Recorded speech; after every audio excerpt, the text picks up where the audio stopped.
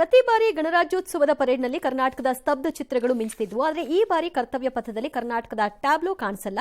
Nalvadi Krishnaraja Wadiyar, Kittur Chennamma, brand Bengaluru ಹಾಗೂ ಕರ್ನಾಟಕದ ನೈಸರ್ಗಿಕ ವ್ಯವಸ್ಥೆಯ ಮಾದರಿಯ ಸ್ತಬ್ಧ ಚಿತ್ರಗಳನ್ನು ವಾರ್ತಾ ಇಲಾಖೆ ಕಳಿಸಿಕೊಟ್ಟಿತ್ತು. ಆದರೆ ರೊಟೇಷನ್ ಹಿನ್ನೆಲೆಯಲ್ಲಿ ನಾವು ಇದನ್ನ ಈ ಸರಿ ಮಾಡ್ತಾ ಇಲ್ಲ ಅಂತ ಕೇಂದ್ರ ಸರ್ಕಾರ ಅವಕಾಶವನ್ನು ನಿರಾಕರಿಸಿದೆ.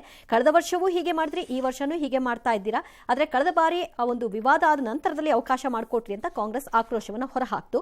ಇದು ನಾವು ಅಧಿಕಾರಕ್ಕೆ ಕಾಂಗ್ರೆಸ್ ಬಂದಿದ್ದೀವಿ ಅನ್ನೋ ಸಹಿಸಕ್ಕಾಗ್ತಿಲ್ಲ, ಆ ಕಾರಣಕ್ಕೆ ಹೀಗೆ ಮಾಡ್ತಾ ಇದ್ದೀರಿ, ನಮ್ಮ ಅಸ್ಮಿತೆಯ ಮೇಲೆ ದಾಳಿ ಆಗ್ತಾ ಇದೆ ಅಂತೆಲ್ಲ ಸಿಎಂ ದಾಳಿ ನಡೆಸಿದ್ರು.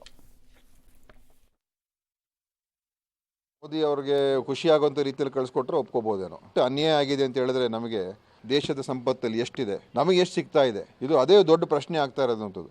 ಎಲ್ಲ ಥರವೂ ನಮ್ಗೆ ಅನ್ಯಾಯ ಮಾಡಿದ್ದಾರೆ. ಇದನ್ನ ಹೇಳೋರು ಕೇಳೋರು ಡೆಲ್ಲಿಯಲ್ಲಿ ಯಾರೂ ಇಲ್ಲ. ಕೇಂದ್ರದ ಸಚಿವರಂತೂ ಒಬ್ಬರು ಮಾತಾಡಂಗಿಲ್ಲ ಅಲ್ಲಿ. ಯಾಕಂದ್ರೆ ಮೋದಿ ಅವ್ರ ಮುಂದೆ ಯಾರು ಇವ್ರಿಗೆ ಮಾತಾಡೋಕೆ ಧೈರ್ಯನೇ ಇಲ್ಲ. ಕೊಟ್ಲಾದ್ರೆ ನಮ್ಮಲ್ಲಿ ಅವಕಾಶ ಇದೆಲ್ಲ, ನಾವು ಮಾಡ್ತೀವಿ ಇಲ್ಲಿ ಪರಿಣಾಮ. ಎಲ್ಲ ಟಿವಿಯಲ್ಲಿ ನೋಡೋದೆಲ್ಲ ಟಿವಿಯಲ್ಲಿ ಎಲ್ಲರೂ ಬಂದು ನೋಡ್ತಾರೆ. ಡೆಲ್ಲಿಗೆ ಎಲ್ಲರೂ ಹೋಗ್ತಾರೆ. ನಮ್ದು ಟಿವಿಯಲ್ಲಿ ಬರ್ತಿದೆ, ಕರ್ನಾಟಕ ತೋರಿಸ್ತೀವಿ. ಮತ್ತೇನು ಮಾಡೋರು ನೀವು? ಏನು ಮಾಡ್ಲಿಕ್ಕೆ ಅವಕಾಶ ಬಂದಾಗ ಕಾಯ್ಬೇಕಲ್ಲ ಅವಕಾಶ. ರಾಜಕಾರಣನೇ. ಬಟ್ ಒಂದಂತೂ ನಿಜ, ಸ್ಪಷ್ಟವಾದ ಕಾರಣವನ್ನು ಏನು ಅಂತ ಕೇಂದ್ರ ಸರ್ಕಾರ ಕೊಡಬೇಕು. ರಾಜ್ಯದನ್ನು ಯಾಕೆ ತಿರಸ್ಕಾರ ಮಾಡೋದು? ಯಾಕಂದರೆ ಅಲ್ಲಿ ನಾಲ್ವಡಿ ಕೃಷ್ಣರಾಜ ಒಡೆಯರ್ದು ಇದೆ. ಏನು ಮೋದಿನ ಮಾಡೋದಕ್ಕೆ ಬ್ರ್ಯಾಂಡ್ ಬೆಂಗಳೂರಾದರೂ ಯಾವುದೋ DK ಪ್ರಾಜೆಕ್ಟ್ ಇದು ಬೇಡ ಅಂತ ಬಿಡ್ಬೋದಿತ್ತೆ ನಾವು ಬೇಕಾದರೆ. ನನ್ನ ಪ್ರಕಾರ ಬ್ರ್ಯಾಂಡ್ ಬೆಂಗಳೂರು ಆದರೆ ಕೃಷ್ಣರಾಜ ಒಡೆಯರ್ದು ಇದೆ, ಅಲ್ಲಿ ಎಲ್ಲ ಇದೆ. ಒಂದದು. ಎರಡನೇದು, ಈ ಪ್ರಾಬ್ಲಮ್ ಭಾಳ ದಿನದಿಂದ ಕಾಡ್ತಾ ಇದೆ ಭಾಳ ರಾಜ್ಯಗಳಲ್ಲಿ. ಈ ನಮ್ಮ ರಾಜ್ಯಕ್ಕೆ ಬಂದಾಗ ನಾವು ಹಿಂಗೆ ಆಡ್ತಾ ಇದ್ದೀವಿ. ಭಾಳ ರಾಜ್ಯಗಳಲ್ಲಿ ರೆಪ್ರೆಸೆಂಟ್ ಆಗಲ್ಲ, ಅವಕಾಶ ಸಿಗಲ್ಲ. ಇಲ್ಲ, ಇದು ಭಾಳ ರಾಜ್ಯಗಳು ಒಂದೊಂದೇ ರಾಜ್ಯಕ್ಕೆ ಕೊಡ್ತಾ ಇದ್ದೀರಿ ಅನ್ನೋ ಒಂದು ಗಲಾಟೆನೂ ಇದೆ. ಕೊಟ್ಟವರಿಗೆ ಸಿಗ್ತಾ, ಅದು ನಮ್ಮ ಮೇಲೂ ಇದೆ ಆರೋಪ, ಕರ್ನಾಟಕದ ಮೇಲೂ ಇದೆ. ಅದು 14 ವರ್ಷನೋ 16 ವರ್ಷನೋ ಬರೀ ಅವರೊಬ್ಬರಿಗೆ ಕೊಡ್ತೀರಿ ಜಾಗ ನೀವು ಅಂತಾನೂ ಇದೆ. ಆದರೆ ನಮ್ಮನ್ನು ತಿರಸ್ಕಾರ ಮಾಡಲಿಕ್ಕೆ ಸ್ಪಷ್ಟ ಕಾರಣ, ನಮ್ಮ ಟ್ಯಾಬ್ಲೋ ಲಾಯಕ್ಕಿಲ್ಲ ಅಂತ ಅನ್ನಿಸ್ತಾ ನಿಮಗೆ? ಅದನ್ನು ಹೇಳಬೇಕು. ರೊಟೇಷನ್ ಅಂದರೆ ರೊಟೇಷನ್ ಪಾಲಿಸಿನ ಪ್ರಕಟ ಮಾಡಬೇಕು ಅವಾಗ ಕೇಂದ್ರ ಸರ್ಕಾರ. ಏನದು ರೊಟೇಷನ್ ಅಂದರೆ? ನಿಮಗೆ ಬೇಕಾದಾಗ ಸೆಲೆಕ್ಟ್ ಮಾಡೋದು ರೊಟೇಷನ್ನು, ಬೇಡದಿದ್ದಾಗ ತಗೋತೀವಿ ಅನ್ನಕ್ಕೆ ಬರಲ್ಲ. ಹಾಗೆ ರೊಟೇಷನ್ ಪಾಲಿಸಿ ಹೇಳಬೇಕಾಗ ಪ್ರತಿ ಎಷ್ಟೋ ರಾಜ್ಯಗಳಿದ್ದರೆ ಇಷ್ಟು ರಾಜ್ಯಗಳಿಗೆ 2 ವರ್ಷಕ್ಕೊಮ್ಮೆ ಸಿಗತ್ತೆ ಅದು ಮುಂಚೆನೇ ಪ್ರಕಟ ಮಾಡಿ ಅಂತ ಹೇಳಬೇಕು ಅವಾಗ. ಅದಾಗಬೇಕು. ಬಟ್ ಈ ಪ್ರಾಬ್ಲಮ್ ಎಲ್ಲ ರಾಜ್ಯದಲ್ಲೂ ಇದೆ. ಸಿಗದೆ ಇದ್ದಾಗ ಬೇಸರ, ಗಲಾಟೆ ಆಗತ್ತೆ. ಮಾಲ್ಡೀವ್ಸ್ ವಿಚಾರದಲ್ಲಿ ರಾಜಕೀಯ ಗರಿಗೆದರಿದೆ. ನೆನ್ನೆ ಹೇಳಿದ್ದೆ ಆಗತ್ತೆ ಅಂತ. ಮುಂದಿಟ್ಕೊಂಡು ಪ್ರಧಾನಿ ಮೋದಿ ವಿರುದ್ಧ ಕಾಂಗ್ರೆಸ್ಸು ಆಂತರಿಕವಾಗಿ, ಚೀನಾ ಬಾಹ್ಯವಾಗಿ. ದಕ್ಷಿಣಾಕ್ಷದ ನಮ್ಮ ಸ್ಥಾನಮಾನ ಏನು ಅಂತ ಕಾಂಗ್ರೆಸ್ ಪ್ರಶ್ನೆ. ಪಾಕಿಸ್ತಾನ, ಲಂಕಾ, ಮ್ಯಾನ್ಮಾರ್ ದೇಶಗಳು ಚೀನಾಗೆ ನಮೋ ಅಂತ ಇವೆ. ಭೂತಾನ್ ಮೇಲೆ ಚೀನಾ ಆಕ್ರಮಣ ಮಾಡಿದೆ. ನೇಪಾಳದ ಮೇಲೆಯೂ ಹಿಡಿತ ಸಾಧಿಸ್ಬಿಟ್ಟಿದೆ. ಅಫ್ಘಾನಿಸ್ತಾನದ ತಾಲಿಬಾನಿಗಳ ಜೊತೆಗೂ ಚೀನಾ ಆಪ್ತ ಸಂಬಂಧ ಹೊಂದಿದೆ. ಬಾಂಗ್ಲಾ ಜೊತೆಗೂ ಚೀನಾ ಬಲಿಷ್ಠವಾದ ಆರ್ಥಿಕ ಸಂಬಂಧ ಹೊಂದಿದೆ. ಮಾಲ್ಡೀವ್ ಉದ್ದೇಶವನ್ನು ತನ್ನತ್ತ ತಿರುಗಿಸ್ಕೊಂಡ್ಬಿಟ್ಟಿದೆ. ಹಂಗೆ ನಮ್ಮ ಪ್ರಭಾವ ಏನು ಅಂತ ಕಾಂಗ್ರೆಸ್ ಪ್ರಶ್ನೆ. ಅತ್ತ ಖರ್ಗೆ ಅವರುವೆ ಅವ್ರು ಎಲ್ಲನೂ ಅಂತಾರಾಷ್ಟ್ರೀಯ ನೀತಿ ವಿಚಾರದಲ್ಲಿ ಮನಸ್ಸಿಗೆ ಬಂದು ನಡ್ಕೋತಿದ್ದಾರೆ. ಡ್ಯಾಶ್ ಯಾರನ್ನು ಬೇಕಾದರೂ ತೆಗಳುತ್ತಾರೆ, ಅಸಮಾಧಾನ ವ್ಯಕ್ತಪಡಿಸಿದ್ದಾರೆ. ಚೀನಾ ವಕ್ರಬುದ್ಧಿ ತೋರಿಸಿ ಮಾಲ್ಡೀವ್ಸ್ ವಿಚಾರದಲ್ಲಿ ಭಾರತ ವಿಶಾಲ ದೃಷ್ಟಿಕೋನದಿಂದ ನಿರ್ಣಯ ತಗೋಬೇಕು ಅಂತ ಒಂದು ಉಚಿತ ಸಲಹೆ ಕೊಟ್ಟಿದೆ. ಈ ಮಧ್ಯೆ ಶರದ್ ಪವಾರ್ ಒಬ್ಬರೇ ನನ್ನ ಪ್ರಕಾರ ಸ್ವಲ್ಪ ಕಾಮನ್ ಸೆನ್ಸ್ ಇಟ್ಕೊಂಡು ಏನಾದ್ರು ಹೇಳಿದ್ದಾರೆ ಅಂತ ಅನಿಸ್ತಾ ಇದೆಯಪ್ಪ ಯಾಕೋ ಅವ್ರಿಗೆ. ದೇಶದ ಹೊರಗಿನವರು ನಮ್ಮ ಪ್ರಧಾನಿ ಬಗ್ಗೆ ಮಾತಾಡಿದ್ರೆ ಸಹಿಸಲ್ಲ ಅಂತ ಒಂದು ಎಚ್ಚರಿಕೆಯನ್ನು ಕೊಟ್ಟಿದ್ದಾರೆ. ಓಕೆ, ಈಗ ಒಂದು ಪಾಯಿಂಟಿಗೆ ಬರೋಣ. ಪಾಕಿಸ್ತಾನ, ಲಂಕಾ, ಮ್ಯಾನ್ಮಾರ್ ಇವೆಲ್ಲ ದೇಶಗಳು ಚೀನಾ ಕಡೆ ತಿರುಗಿಬಿಟ್ಟಿವೆ. ಯಾಕೆ ತಿರುಗಿದ್ವು? ನಮ್ಮ ಮೇಲಿನ ಕೋಪಕ್ಕೆ. ಮ್ಯಾನ್ಮಾರ್ ನಮ್ಮ ಮೇಲಿನ ತಿರುಗಿ ಬಿದ್ದಿಲ್ಲ, ಚೀನಾ ಕಡೆಗೆ ಸ್ವಲ್ಪ ಹೋಗಿದೆ. ಕಾರಣ ಏನು? ಕಾಸು, ಕವಡೆ ಎಲ್ಲ ಡೆಟ್ ಟ್ರ್ಯಾಪ್ಗಳಿದು ಚೀನಾದು. ಅದು ಅವ್ರವ್ರಿಗೆ ರಿಯಲೈಸ್ ಆಗ್ತಾ ಇದೆ ಈಗ ನಿಧಾನಕ್ಕೆ. ಒಬ್ಬೊಬ್ಬರಿಗೂ ಒಂದಿನ ಆಗತ್ತೆ. ನಾಳೆ ಕಾಂಗ್ರೆಸ್ ಅಧಿಕಾರಕ್ಕೆ ಬಂತು ಅಂತ ಅನ್ಕೊಳ್ಳೋಣ, ಬರಬಹುದು, ಗೊತ್ತಿಲ್ಲ. 24ರಲ್ಲಿ ಈಗ ನಾಳೆ ಚುನಾವಣೆಯಲ್ಲಿ ಬರ್ಬೋದು. ಖರ್ಗೆ ಅವರು, ರಾಹುಲ್ ಗಾಂಧಿಯವರೇ ಪ್ರೈಮ್ ಮಿನಿಸ್ಟರ್ ಆಗ್ತಾರೆ ಅಂತಲೂ ಅಂದ್ಕೊಳ್ಳೋಣ. ಈ ಎಲ್ಲ ದೇಶಗಳನ್ನ ಹಿಂಗೆ ಚಿಟಿಕೆ ಹೊಡೆದ್ಬಿಟ್ಟು ಈ ಕಡೆ ತಿರುಗಿಸ್ತೀರಾ? ಯಾರೊಬ್ಬರು ಹೇಳಿಪ್ಪ ನನಗೆ. Because that whole geo political relationships change ಆಗ್ತಿರೋ ರೀಸನ್ಸ್ ಬೇರೆ. ಚೈನಾಯಿಂದ ಅವ್ರು ಮಾಡ್ತಿರೋ ರೀತಿ ಅದು ಬೇರೆ. ನೀವು ಬಂದರೂ ಹಾಗೇ ಇರುತ್ತೆ. ಆ ರಿಲೇಷನ್ಶಿಪ್ಸ್ ಏನು ಭಾಳ ಚೇಂಜ್ ಆಗಲ್ಲ. ನೀವು ಬಂದ ತಕ್ಷಣ ಚೈನಾನವರು ಇವ್ರು ಬಂದ್ಬಿಟ್ರಲ್ಲ, ಇನ್ನು ಬಿಡಪ್ಪ, ನಾನು ಭೂತಾನ್ ಕಡೆಗೆಲ್ಲ ಬರಲ್ಲಪ್ಪ, ಮಯಮ್ನರು ಅದು ಯಾವ ಕಡೆಗಿದೆ, ನಾನು ಆ ಕಡೆಗೆ ತಿರುಗು ನೋಡಲ್ಲಪ್ಪ ಅಂದ್ಬಿಡ್ತಾರಾ? ಆ ರೀತಿ ಅಲ್ಲ ಚೀನಾ. ಈ ಟೈಪ್ ಆಫ್ ಪಾಲಿಟಿಕ್ಸ್ ಮಾಡ್ಕೋತೀವಿ ಅಂತಿದ್ರೆ for the sake of politics ಮಾಡ್ಕೋಬೋದು.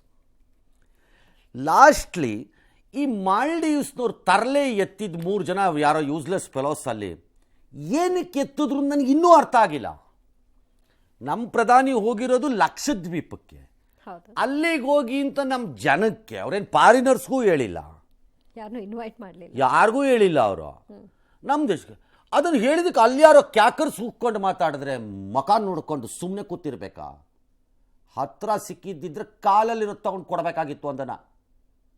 ಏನು ಸುಮ್ಮನೆ ನಾಳೆ ಖರ್ಗೆ ಅವರು ಪ್ರಧಾನಿ ಆದಾಗ ಈ ಮಾತನ್ನು ಯಾರು ಆಡಿದ್ರು ಇದೇ ಹೇಳ್ತೀನಿ ನಾನು, ಕೈಗೊಂಬೆ ಜೋಕರ್ ಅನ್ಸ್ಕೊಳ್ಳೋ ಅವಶ್ಯಕ ಇದೇ ಹೇಳ್ತೀವಿ. ಬಿಕಾಸ್ ನಮಗೆ ಬರೀ ಅದು ಖರ್ಗೆ ಅಲ್ಲ, ಅದು ಭಾರತದ ಪ್ರಧಾನಿ, ಅದು ಖರ್ಗೆ. ಇದೇ ಹೇಳ್ತೀವಿ ಆಗ್ಲೂ, ಕಾಲಲ್ಲಿರೋ ತಗೊಂಡು ಮುಖ ಕೊಡಿಬೇಕಂತ ಅವ್ರುಗಳಿಗೆ ಅಂತ. ಯಾತಕ್ಕೆ ಏನಾರು ಹೇಳಿದ್ದಿದ್ರೆ ಓಕೆ, ಟ್ರಿಗರ್ ಮಾಡೋತ್ರ ಏನೂ ಇರಲೇ ಇಲ್ಲ. ಈಗ ನಿಮ್ಮ ಪವರ್ ಎಲ್ಲಿದೆ, ನೀವು ನಾಳೆ ಬಂದ ತಕ್ಷಣ ಚೇಂಜ್ ಆಗತ್ತಾ ನೋಡೋಣ, ಹಾಗಾದ್ರೆ ಕಾಯೋಣ. ಆ ಭರವಸೆನೂ ಕೊಡ್ಬಿಡಿ. ಅಂತಾರಾಷ್ಟ್ರೀಯ ವ್ಯವಹಾರಗಳು ನೀವು ಇಲ್ಲಿ ಲೋಕಲಿ ರಾಜಕೀಯ ಕಾರಣಗಳಿಗೆ ಮಾತಾಡಿಸುವಷ್ಟು ಸುಲಭ ಇಲ್ಲ ಅನ್ನೋದು ಅನುಭವಿಗಳು ದೀರ್ಘಕಾಲದ ರಾಜಕಾರಣದಲ್ಲಿ ಎಲ್ಲವನ್ನೂ ನೋಡಿರುವ ಖರ್ಗೆ ಅವ್ರಿಗೆ ಅರ್ಥ ಆಗತ್ತೆ. ಆದರೆ ಅನಿವಾರ್ಯತೆಗಳು ಎಗೈನ್ ರಾಜಕಾರಣ ಮತ್ತು ರಾಜಕಾರಣ ಅಲ್ಲಿಗೆ ಬಂದು ನಿಲ್ಲತ್ತೆ ಅಷ್ಟೆ. ಮಾಲ್ಡೀವ್ಸ್ ಬಾಯ್ಕಾಟ್ ಹ್ಯಾಶ್ಟ್ಯಾಗ್ ಟ್ರೆಂಡ್ ಆದ ಬೆನ್ನಲ್ಲೇ ಮಾಲ್ಡೀವ್ಸ್ ಪ್ರವಾಸೋದ್ಯಮಕ್ಕೆ ಭಾರಿ ಪೆಟ್ಟು ಬಿದ್ದಿದೆ. ಇದೇ ಹೊತ್ತಲ್ಲಿ ಮಾಲ್ಡೀವ್ಸ್ ಮಂತ್ರಿಗಳ ಮಾತನ್ನ ಸಹಿಸಲಾಗ್ತಾ ಇಲ್ಲ. ಹೀಗಾಗಿ ಮಾಲ್ಡೀವ್ಸ್ ಜೊತೆಗಿನ ವಾಣಿಜ್ಯ ವ್ಯವಹಾರವನ್ನು ಆದಷ್ಟು ಕಡಿಮೆ ಮಾಡಿ ಅಂತ ಟ್ರೇಡರ್ಸ್ ಅಸೋಸಿಯೇಷನ್ CAIT ಕರೆಯನ್ನು ಕೊಟ್ಟಿದೆ. ಈ ಬೆನ್ನಲ್ಲೇ ಮಾಲ್ಡೀವ್ಸ್ ರಾಜಕೀಯವೂ ಕೂಡ ಬಿಸಿಯೇರ್ತಾ ಇದೆ. ಮಾಲ್ಡೀವ್ಸ್ ಅಧ್ಯಕ್ಷ ಮೊಹಮ್ಮದ್ ಮುಯಿಜು ವಿರುದ್ಧ ಅವಿಶ್ವಾಸ ನಿಲುವಳಿ ಮಂಡನೆಗೆ ವಿಪಕ್ಷಗಳು ಸಜ್ಜಾಗ್ತಾ ಇವೆ. ನಮ್ಮ ಚಿರಕಾಲದ ಮಿತ್ರ ಭಾರತ, ಅವರ ವಿರುದ್ಧವಾಗಿ ಟೀಕೆ, ಅವಹೇಳನ ಇದೆಲ್ಲ ಸರಿಯಲ್ಲ. ನಮ್ಮ ದೇಶದ ಅವಶ್ಯಕತೆ ಬಿದ್ದಂತಹ ಸಂದರ್ಭದಲ್ಲಿ ನೆರವಿಗೆ ಬಂದದ್ದು ಭಾರತ ನಮಗೆ ಒಂದು ರೀತಿಯಲ್ಲಿ 911 ಟೋಲ್ ಫ್ರೀ ನಂಬರ್ ಇದ್ದ ಹಾಗೆ. ಅಂಥವರ ವಿರುದ್ಧ ಹೇಳಿಕೆ ಕೊಟ್ಟಿದ್ದು ಸಲ್ಲದು ಅಂತ ಅಮೆರಿಕದಲ್ಲಿ ನಂಬರ್ ಅದು ತುರ್ತು ಸೇವೆ ಮಾಜಿ ಮಂತ್ರಿ ಮಾರಿಯಾ ಅಹ್ಮದ್ ಅವರು ವ್ಯಾಖ್ಯಾನ ಮಾಡಿದ್ದಾರೆ. 1988ರ ಮಿಲಿಟರಿ ದೀರ್ಘಕಾಲದ ಹಿಂದೆ ಮಾಲ್ಡೀವ್ಸ್ ಆಕ್ರಮಣಕ್ಕೆ ಒಳಗಾಗಬಹುದಾದಂತಹ ಸಂದರ್ಭದಲ್ಲಿ ಭಾರತ ಅಲ್ಲಿಗೆ ಹೋಗಿ ಮಾಲ್ಡೀವ್ಸನ್ನು ಉಳಿಸ್ಬಿಟ್ಟು ಬಂತು ವಾಪಸ್ಸೇ ಹೊರತು ಅಲ್ಲೇ ಟಿಕಾಣಿ ಹಾಡ್ಕೊಂಡು ಮಳೆ ಹೊಡ್ಕೊಂಡು ಕೂರ್ಲಿಲ್ಲ. ಅವ್ರ ನೆರವಿಗೆ ನಾವು ಕೂರ್ಬೋದಿತ್ತು ಒಂದು ಭಾಗದಲ್ಲಿ ಅವತ್ತು. ಅವಕಾಶಗಳು ಓ ಎಸ್, ಅವತ್ತಿನ ಕಾಲಕ್ಕೆ ನಾವು ಕಣ್ಣು ಮುಚ್ಕೊಂಡು ಒಂದು ಭಾಗದಲ್ಲಿ ಬೇಕಾದ್ರೆ ಅಲ್ಲಿ ಕೂರ್ಬೋದಿತ್ತು. ಚೀನಾ ಬುದ್ಧಿ ತೋರಿಸ್ತಿದ್ರೆ ಆಗ್ತಿತ್ತು. $3.5 ಬಿಲಿಯನ್ ಕೊಟ್ಟಿರೋ ಚೀನಾ ಟಿಪಿಕಲ್ ಇಲ್ಲಿ ಮೀಟರ್ ಬಡ್ಡಿ ವ್ಯವಹಾರ ಮಾಡೋ ಒಂಥರ ಆಡೋ ದೇಶ. Nothing but China is a meter ಬಡ್ಡಿ ನೇಷನ್. ನಿನಗಿದು ಕೊಟ್ಟೆ ಇನ್ನೇನೋ ಅಷ್ಟೇ 10 ಬರ್ಸ್ಕೊಂಡ್ರು. ಇದನ್ನು ಅರ್ಥ ಮಾಡ್ಕೋಬೇಕಾಗಿದ್ದವ್ರು ಆ ದೇಶದವರು. ಅದನ್ನು ನಾವು ಅರ್ಥ ಮಾಡ್ಕೊಳ್ಳಲ್ಲ ದೇಶದೊಳಗಡೆ. ಎಲ್ಲದಕ್ಕೂ ನಾವು ಅದನ್ನು ರಾಜಕಾರಣದಲ್ಲಿ ಹೀಗೆ ಬಳಸ್ಕೋತೀವಿ ಅಂದರೆ ಬಳಸ್ಕೋಬೋದು. ಬೆಂಗಳೂರಿನಲ್ಲಿ AI ಸ್ಟಾರ್ಟಪ್ ಒಂದನ್ನು ಸ್ಥಾಪಿಸಿದ ಮಹಿಳಾ ಉದ್ಯಮಿಯೊಬ್ಬರು 4 ವರ್ಷದ ಒಂದು ಮಗುವನ್ನ ದಾರುಣವಾಗಿ ಕೊಂದಾಕ್ಬಿಟ್ಟಿದ್ದಾರೆ. ಆಶ್ಚರ್ಯ. ಗೋವಾನಲ್ಲಿ ಗೋವಾಲ್ ಕೊಂದು ಯಾವುದೋ ಒಂದು ಮನೆಯನ್ನೆಲ್ಲ ಏನೋ ತೊಗೊಂಡಿದ್ರಂತೆ ಬಾಡಿಗೆಗೆ. ಅಲ್ಲಿ ಕೊಂದುಬಿಟ್ಟು ಸೂಟ್ ಕೇಸಲ್ಲಿ ತೊಗೊಂಡು ಬರ್ತಾ ಇದ್ದಾಗ ಬೆಂಗಳೂರು ಕಡೆಗೆ ಪೊಲೀಸರ ಚಾಣಾಕ್ಷತನದಿಂದ ಆ ಮಗು ಅದು ಸಿಗಾಕೊಂಡ್ಬಿಟ್ಟಿದ್ದಾರೆ. ಉತ್ತರ ಗೋವಾದ ಹೋಟೆಲ್ಗೆ ಹೋಗಿದ್ರು 4 ವರ್ಷದ ಮಗನ ಜೊತೆ. ನಿನ್ನೆ ಖಾಲಿ ಮಾಡಿ ಟ್ಯಾಕ್ಸಿಯಲ್ಲಿ ಕರ್ನಾಟಕದ ಕಡೆಗೆ ಹೊರಟರು.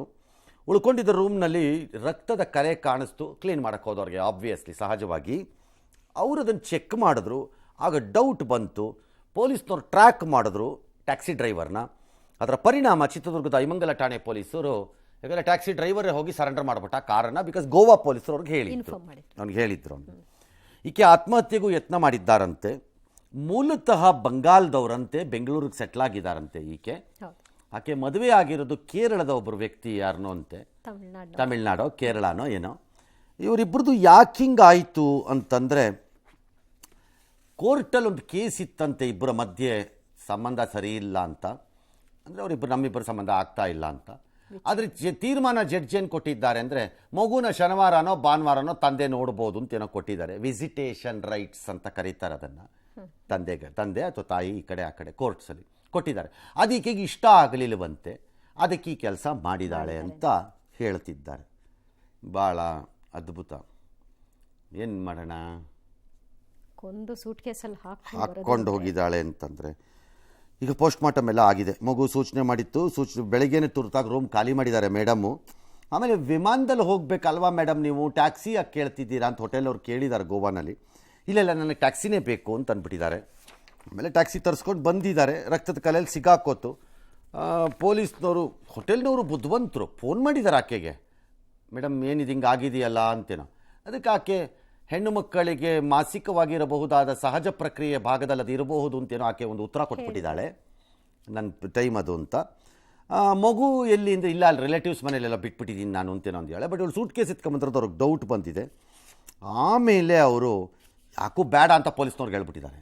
ಪೊಲೀಸ್ನವ್ರು ಆ ಟ್ಯಾಕ್ಸಿ ಹೋಟೆಲ್ನವ್ರು ಅವ್ರು ಅಲ್ಲೇ ಮಾಡ್ಕೊಟ್ಟಿತ್ತಾನೆ, ಯಾರೋ ರೂಮ್ನವರು, ಅವ್ರು ಟ್ರೇಸ್ ಮಾಡಿದ್ರು ಡ್ರೈವರ್ನ.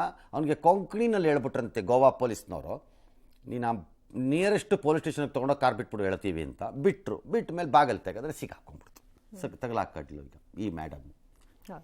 ಇದು ತಾಯಿ ಕರಳು, ಮಕ್ಕಳನ್ನ ಕೊಲ್ಲಲ್ಲ ಅಂತಾರೆ ಎಲ್ಲ ಅನ್ಕೋತೀವಿ. ಯೂಸ್ ಇರುತ್ತೆ, ದಿಂಬು ಯೂಸ್ ಮಾಡಿರ್ಬೋದು ಅದನ್ನು. ಹಾಗಾಗಿ ಕುತ್ತಿಗೆನ ಸ್ಟ್ರಾಂಗ್ಯುಲೇಟ್ ಮಾಡಲಾಗಿದೆ. ಸ್ಟ್ರಾಂಗ್ಯುಲೇಷನ್ ಆಗಿ ಮಗು ಸತ್ತು ಹೋಗಿದೆ. ಅಥವಾ ಬರೀ ಕೈಯಿಂದ ಉಪಯೋಗಿಸ್ದಂಗಿಲ್ಲ, ಮಾಡ್ದಂಗಿಲ್ಲ. ಸಮ್ ಮೆಟೀರಿಯಲ್ಸ್ ಹ್ಯಾಸ್ ಯೂಸ್ಡ್, ಅದರಿಂದ ಕುತ್ತಿಗೆಯನ್ನು ಅವರು ಹಿಚ್ಕಿಬಿಟ್ಟು ಸ್ಟ್ರಾಂಗ್ಯುಲೇಷನ್ ಆಗಿ ಮಗು ಸತ್ತಿದೆ. 4 ವರ್ಷದ ಮಗು. ಸರ್, ಇದು ಹಿಂಗಾಗ್ಬಿಟ್ರೆ ಯಾರನ್ನು ನಂಬಬೇಕೀಗ? ಅಷ್ಟೊಂದು ಅಸೂಯೆ ಇದ್ರೆ ಕೊಟ್ಬಿಡ್ಬೇಕಿತ್ತು. ಯಾವುದೋ ಭಾಳ ಎಕ್ಸೆಪ್ಷನಲ್ ಕೇಸ್ ಇದ್ದಂಗಿದೆ. ತಾಯಿ ಪಾತ್ರ ಹಾಗಿರಲ್ಲ, ಇರಲ್ಲ. ಇದೊಂದು ಎಕ್ಸೆಪ್ಷನಲ್ ಕೇಸ್. KG ಗಟ್ಟಲೆ ಏನೋ ತೊಗೊಂಡಾಗ ಒಂದು ಕೆಟ್ಟದ್ದು ಬರಲ್ವಾ ಬೀಜ, ಇದೊಂದು ಇರುತ್ತಷ್ಟು ಇದೆ.